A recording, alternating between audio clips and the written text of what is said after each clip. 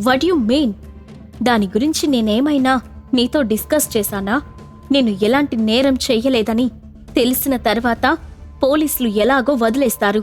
దానికోసం ఏదేదో చెయ్యాల్సిన అవసరం నాకేంటి? అస్సలు నా చేతిలో బుక్ చూసి అందుకోసమే అని నువ్వెలా డిసైడ్ చేస్తావ్ అని ఆవేశంగా అడిగాడు భోలా.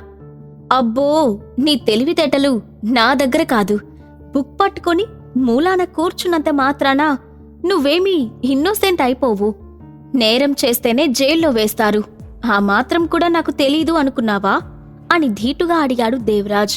భోలా మిరియడ్ ఇమేజ్ సెక్టార్లో ముఖ్యమైన 10,000 మంది సభ్యుల్లో ఒకడు. ఎక్కడికి వెళ్ళినా కూడా అందరూ అతన్ని గౌరవిస్తారు.